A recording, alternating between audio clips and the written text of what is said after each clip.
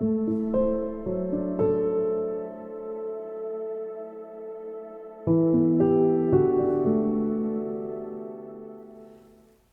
has been an explosion of cancer therapies, and this is the Renaissance age for cancer care. But it's very important to know what's appropriate for you.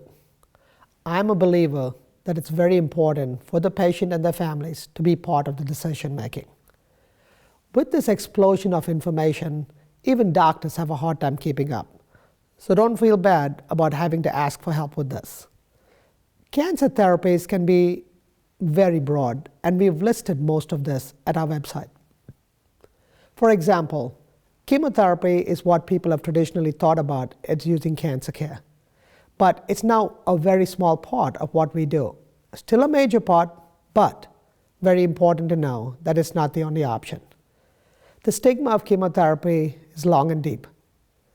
And sometimes patients do not elect to even get treated, thinking that that's the only therapy. The reality of it is there's been an explosion of information. One of the most important developments recently has been immunotherapy. Immunotherapy is really clever, and it's quite different than chemotherapy. And I think it's important to understand the difference, because this is why we can either deliver them together or separately with extraordinary results.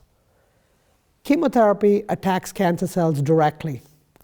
And the reason it works is cancer cells don't have as good repair mechanism as normal cells. And that's why the side effects, because it's not smart enough to be able to tell necessarily the difference between a cancer cell and a non-cancer cell. Immunotherapy, on the other hand, is quite clever. What it does is most of our immune systems is working in the 20-30% range and really doesn't have much in terms of anti-cancer properties. But we now have ways to dial up our immune system. The sweet spot is probably around 70%, where we can have anti-cancer properties. So the drugs themselves do not directly kill cancer cells, but it augments your immune system to do so. Having said that, we don't have a dial. I wish I could say I had a dial that could turn you up from 20 to 70%. But that's kind of where most of these drugs get us. By harnessing your own immune system, the side effect profile is quite different, and sometimes it can be bad. But immune therapy, by its very nature, is deliverable even to the elderly. As long as you're a right fit and you have the right receptors for something, it is very, very doable. The biggest advent, again, in addition to immune therapy, is the way we test people now.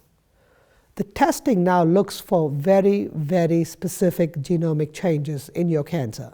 In other words, we fingerprint your cancer.